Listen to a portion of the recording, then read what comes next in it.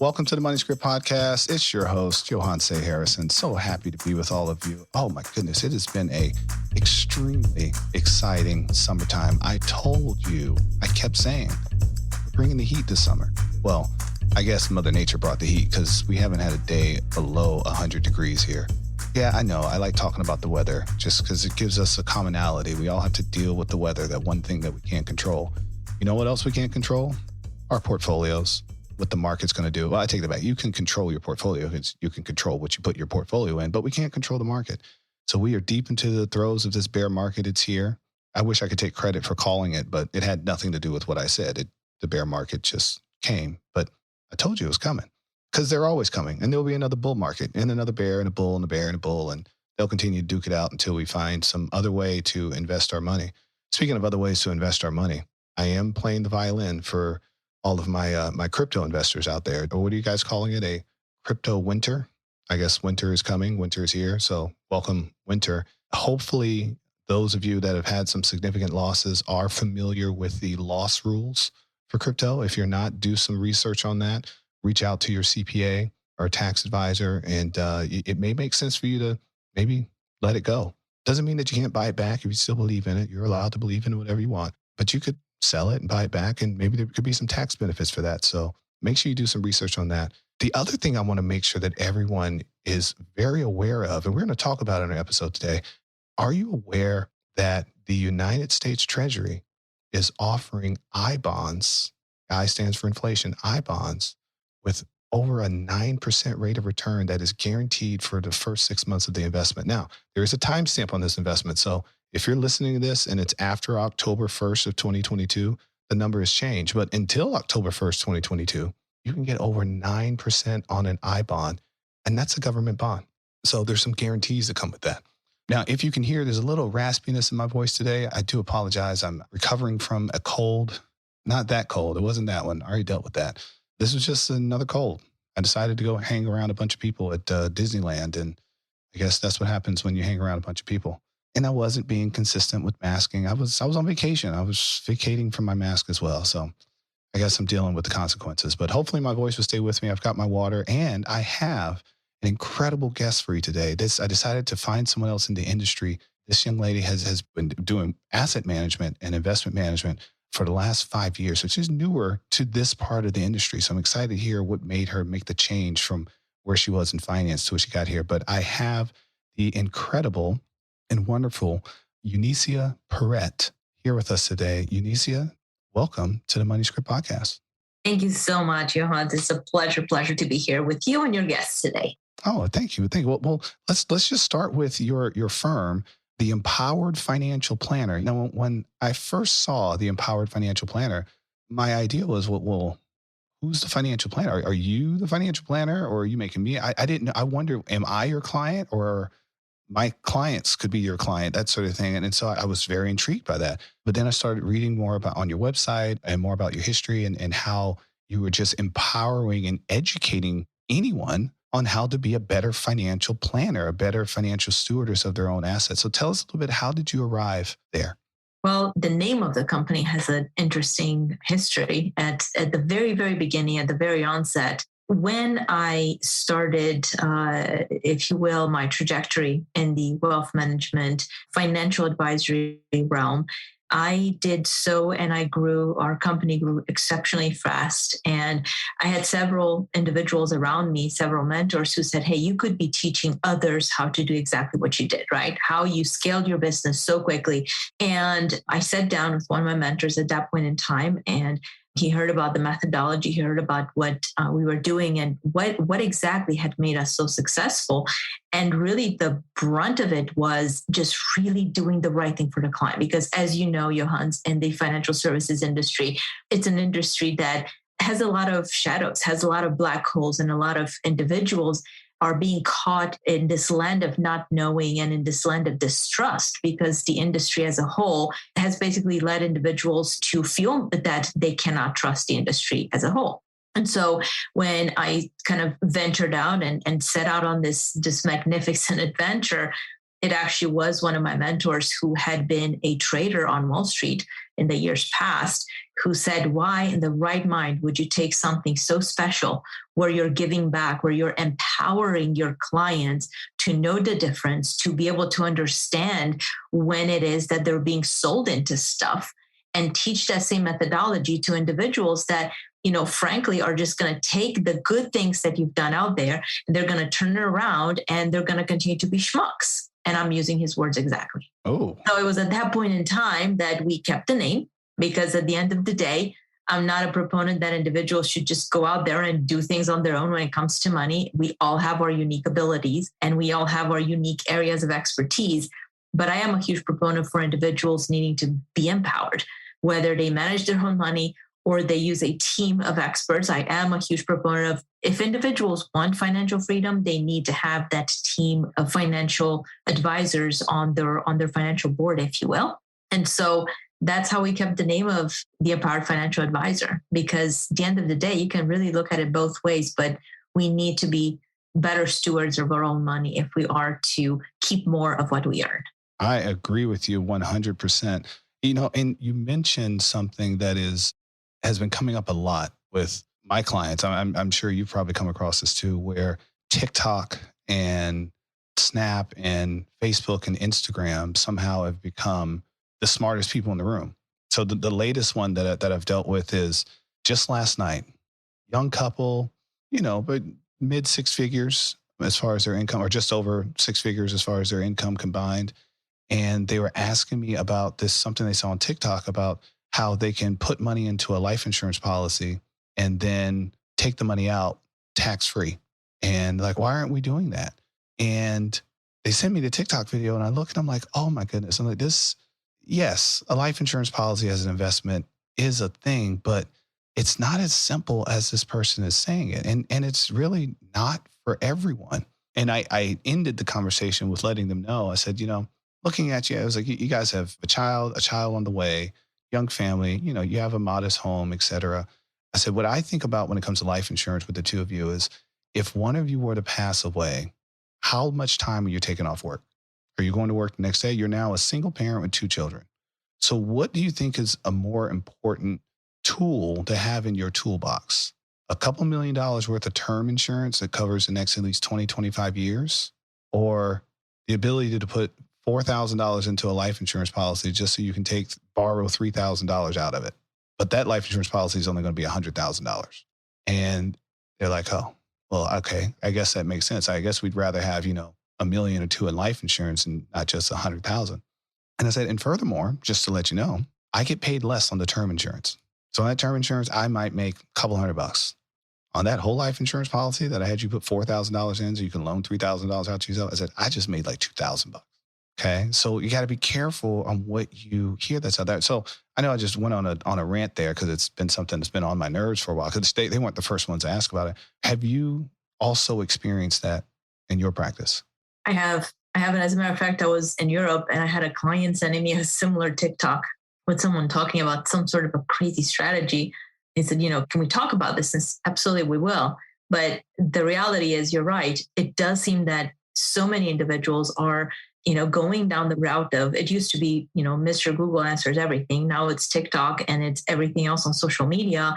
And one of the things that I think people will realize down the road, but unfortunately for too many, it's going to be too late, is that the individuals that are on those social media platforms that are, advocating one thing or another, they're selling. They're selling exactly. That one thing or another, right?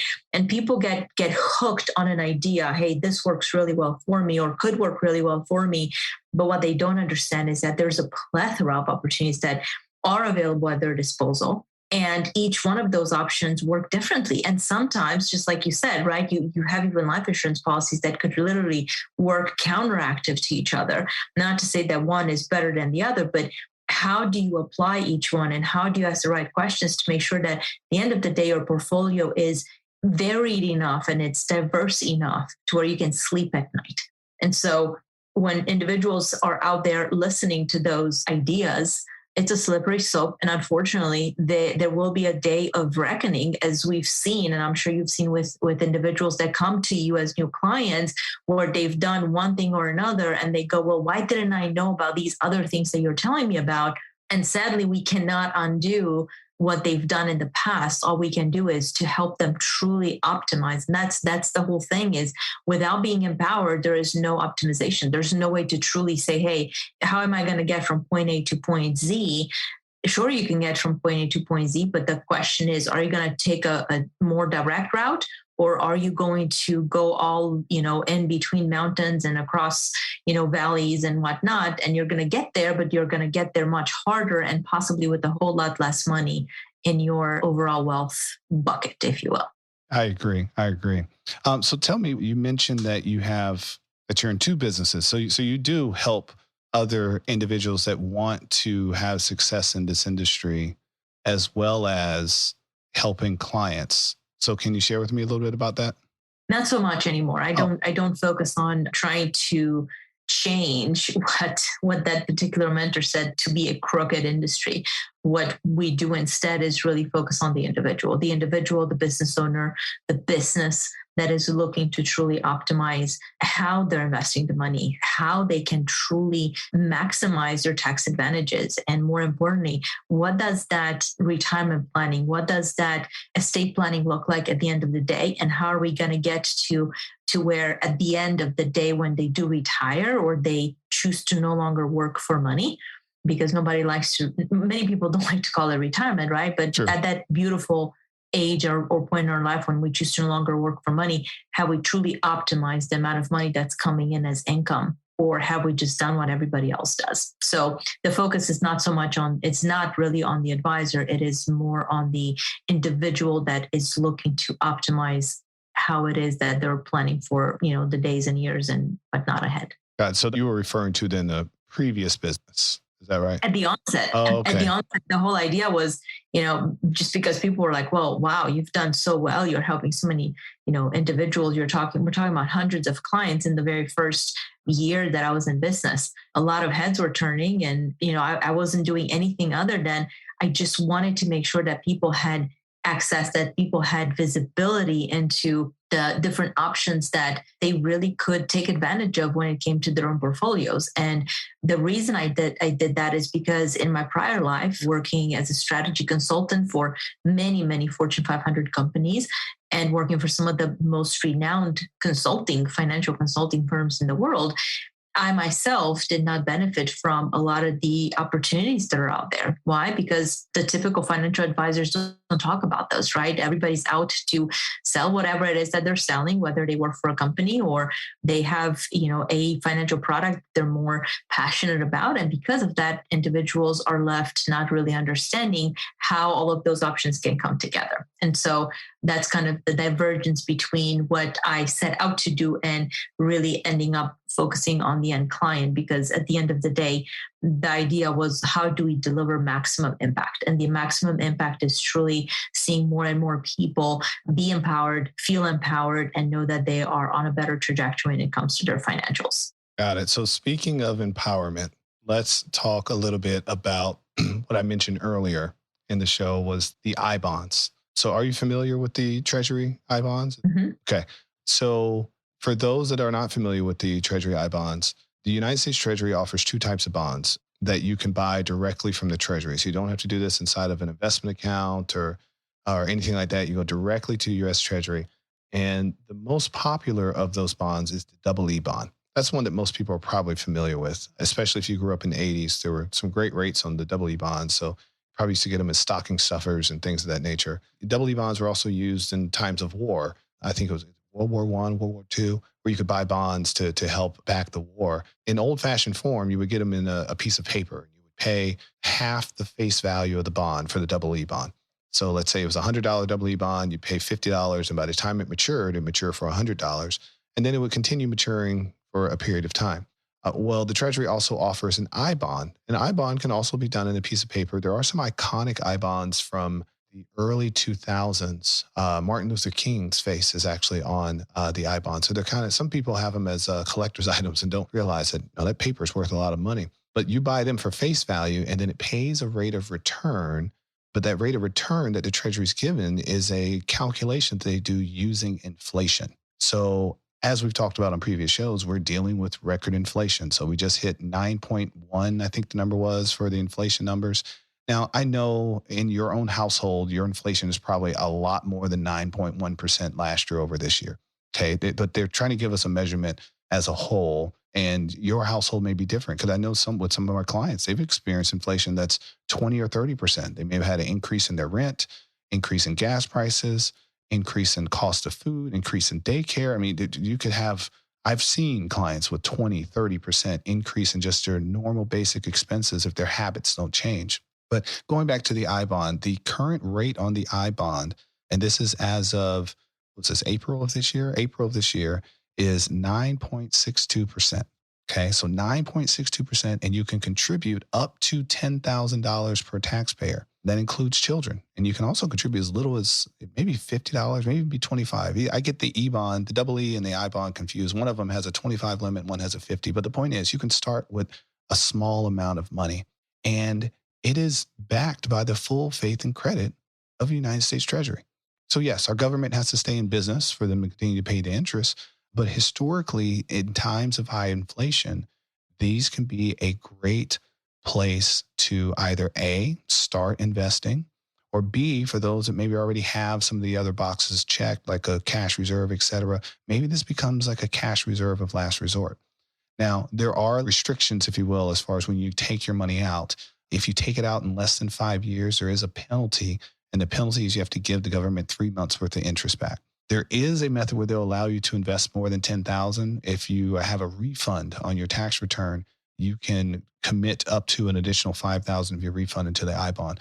But I bonds can be a great way to, like I said, get started in investing. I'm confident you're going to get more money on the I bond than being offered by any of these teaser rates by these banks.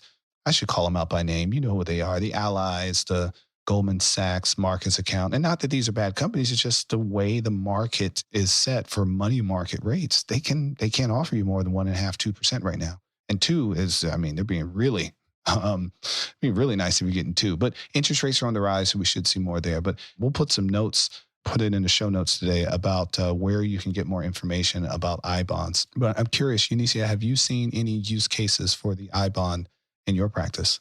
Not so much. Typically, though, our clients are well aware that the banks are not in the business of making them money. The banks are in the business of making themselves money. Sadly, though, a lot of people, kind of going back to whether they're I bonds or other means where they can get better rates of return, historically, one of the reasons why people keep money in the banks is because they feel that their money is more secure. What I don't think people have realized over the years, and especially now in the current inflationary environment, is that they're really losing out on money that's sitting just in the bank accounts.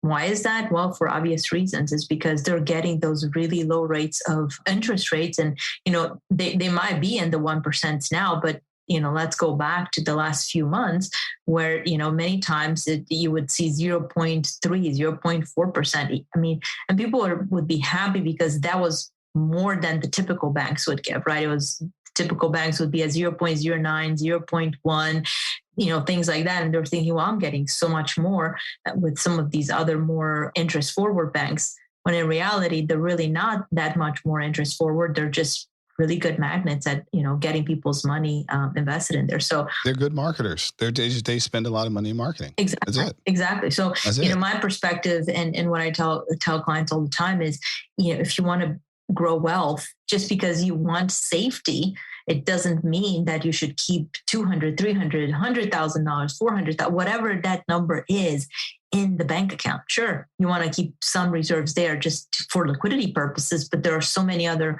vehicles where people can actually set money aside that will provide them liquidity, but would also provide them some really amazing rates of returns. And of course, the I bonds are one of those vehicles. The liquidity is not quite there because of the 5-year requirement, but let's look at the bright side. I mean, even if you do have to give back 3 months worth of interest, it's still a whole heck of a lot better than keeping the money at the bank. So Amen. It goes back to options. People have options, but oftentimes they don't really understand what those are. And that's where the traps get them, unfortunately. You're correct. You're correct. So tell us, as we like to ask all of our guests on our shows, what is your first memory of money? My first memory of money, I guess for all of us, it's going to go back to childhood at some point in time. But my first real memory of money and the discrepancy, unfortunately, that's out there in the market in terms of what people are comfortable with and how low they will sell themselves for was when I was in college. I had taken an internship with one of the major consulting firms.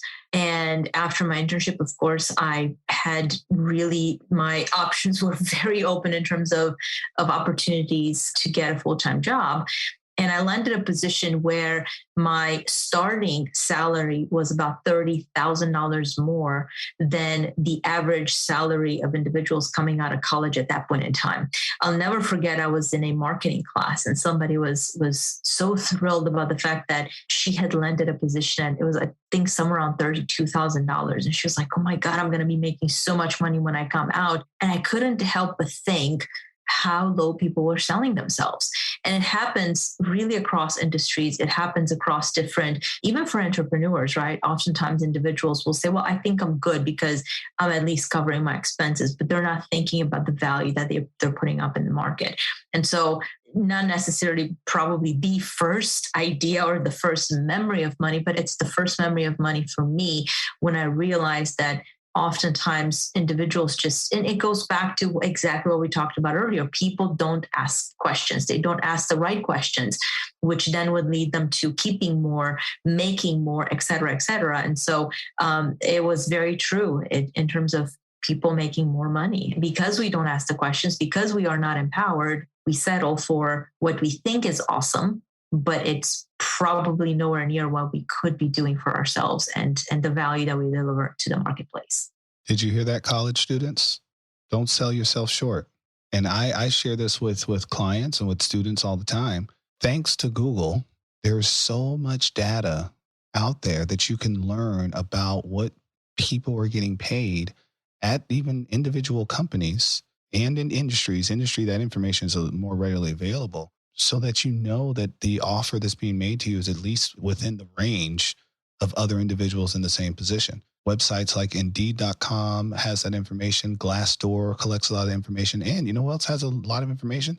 The Federal Bureau, was it Bureau of Labor and Statistics? I believe that's the name of the... I believe so. Yeah, Department of Labor and Statistics. I think that's what it is. Y'all fact check me on it later. But you can look up almost any industry in any state, and they'll tell you the median, the average, and the highs of those salaries, so that you can put yourself in a better position to negotiate. And as was just shared, don't sell yourself short. And for the entrepreneurs, call your competitors and find out how much your competitors are offering their services for. Just do it, or just look on their website. It might be there. Okay. And I hope that as an entrepreneur, you're in this business to deliver a unique value set, price it appropriately. And believe me, the market will tell you if you price it inappropriately. They will. I've done it before. The market told me immediately, it was like, you set this price way too low. Oops. This is a little bit more valuable than that. Actually, it was my wife. She said, wait a minute. Why are you giving this away? I was like, my bad. You're right. We can do better. And because clients see the value and the service that's being provided. So thank you for sharing that. That is a new one. You're the first to share that. We're going on 100 episodes. I think it's especially important, Johannes, when we think so many times we hear about discrepancies even in the workplace, right, among male and females. And I'll never forget, obviously, this is not necessarily a topic of conversation, but since we are on this topic, I think it's very important for especially females out there, especially those that are in high paid jobs, but that perhaps feel they're not getting paid as much as their male counterparts. My daughter asked me at one point in time, she said, Mom, you never talked about this. You never felt like you were not being paid enough. Why is it that so many women out there are complaining about the fact that they're being discriminated against, when it comes to pay? Well, it's because they don't value themselves and they're afraid to speak about the value that they deliver. And frankly, that fact checking is there for everyone. Our male counterparts will be out there constantly fact checking. And if they're not happy, they will make a switch. Now, I'm not saying make a switch just for the sake of money. Make sure that when you do accept a position that you are where you should be so that you don't fall behind, because inadvertently over time you will, and you'll have to either have a discussion about your compensation or possibly make a move. But if you start off on the right foot, you're not going to have those same kind of feelings and situations that so many other females do, just because they're not really doing that homework, or they're not being, sorry to say, ballsy enough to fight for the value that they deliver. Nothing to add. Thank you so much. That was, oh my goodness. I got goosebumps. That was incredible. So let's reset. Let's recap here. You had a lot of hot moments in this one. You're going to have to go back and listen to this again. So of course, we covered the fact that it's over 100 degrees in Texas. I never asked, where are you? Where are you located? I'm in Atlanta. And hot Atlanta. Okay. Atlanta, and I just traveled from Europe, where typically they see averages in the 80s, maybe high 80s, and they've been experiencing hundreds and close to hundreds. Drought is pretty bad in certain areas of Europe, and so we felt it too. It was pretty bad. Many people there, depending on which country you're finding yourself in, may or may not necessarily enjoy the AC. And so being in environments where the AC was not exactly blasting was not necessarily the most comfortable environment. Well, there's also, I read an article that a lot of parts of Europe don't have central air. They still rely on furnace because it's windows and open air. So there's a lot of places, unless it was a newer build, there's a lot of homes. I was reading an article that they're concerned about some of the seniors because of the lack of central air that they have in some of the older homes. They definitely don't have central air. Most of the homes will have not the window, but the standalone AC units that, like what we call swamp coolers out here. Yeah. Right. Something like that. They're not the old, medieval kind of true window units. They're the ones that have the AC condenser on the outside. But it'll cool one area, maybe 2 rooms at a time, but certainly not an entire house. And the good old fashioned, I'm going to open windows at night and there's going to be a nice cool breeze, just isn't happening anymore. I mean, right, wrong, or indifferent. Sometimes we were taking multiple showers a day just to cool off. And we were taking cold showers, albeit just because it was so hot in an environment. It was hot and not even humid. It was just that dry heat. You felt like you were in an oven all the time. Or as I like to call, someone has a blowtorch in front of your face and has a blow dryer in the other hand. Something like that. There you go. Much so. Yep. All right. So again, just to recap, it's hot. Take a shower, cool off, stay cool, check on your loved ones, especially the elderly, people that aren't as mobile, and make sure that they are getting the hydration that they need. Check on your pets too. Please don't leave your pets outside in this heat. And for those that are in our Pacific Northwest where it is abnormally cold, consider yourselves lucky. We also talked about I-bonds, of course. Do your own research on I-bonds. Talk to a professional. And if it makes sense for your financial situation, it makes sense. It's also, like I said, a great way for kids to start investing, because you can do those in your kids' names and do as little as whatever it's $50 or $25. So those smaller amounts. And again, as we know, inflation hasn't gone anywhere. Okay. It's not the transitory stuff that they spoke of last year. Oops, they got that one wrong. It's here, and it's probably going to be here for a good while. So make sure you're sitting down with your family, talking about your budget, talking about your spending plan, finding substitutions that you can do, ways that you can cut back so that you're not, running out of money before you run out of month. And then finally, Eunicia, please just share with us, for those that want to learn more about your services or want to get in touch with you. As I've said to you guys before, I'll have financial advisors on this all the time. Eunicia is not my competition. We can't handle all the people in the world. Our competition is Prada. Our competition is Best Buy. Our competition is Apple, the places where you just spend your money frivolously. But anyways, Eunicia, please tell everyone, how can they find you? I still love what you said, because you're right. There are not enough people, unfortunately, in the financial services industry that will truly focus on what's right for the client. And so when you find those individuals that are frankly scarce resources, you're not going to resonate with everyone. And I'm not going to resonate with everyone, and clients are not going to resonate with us. And because of that, we're very selective on who we end up working with, because just like I'm sure you guys are, we want to make sure that we build those relationships that are lifelong relationships. Clients for life. Right? Clients for life. But for individuals that want to learn more about kind of our philosophy, you can check us out on www.empoweredfinancialplanner.com. Or if you want to get one of our white papers, you can check that out at www.empoweredfinancialplanner.com/pitfalls. It's a short, quick read on the top 5 pitfalls that unfortunately we will leave individuals in the dark unless we get a grasp on them and we bypass them because unfortunately, those are the same pitfalls that kind of get most people that don't ultimately arrive where they want to arrive when it comes to financial empowerment and long-term financial freedom. So go ahead and check them out. And I look forward to us staying in touch. Indeed. Let's stay in touch. And again, of course, make sure you share this with a friend. Give us a great review on Apple Podcasts or wherever you listen to your podcasts. Of course, follow us at The Money Script, wherever you get your social media information. And we will see everyone next time. Take care. Thanks for joining us on the Money Script podcast. Be sure to check out our other episodes, subscribe, follow, and give us 5 stars. Continue to send your financial questions on Twitter or Instagram at The Money Script. Go to moneyscriptwealth.com and schedule your complimentary consultation to discuss your specific goals and concerns. Financial advisory and investment management services are offered by Money Script Wealth Management PLLC, a registered investment advisory firm registered in the state of Texas and California and other states where exempt. The Money Script LLC and the Money Script Wealth Management PLLC and guests of the episode may have interest in the investments mentioned today.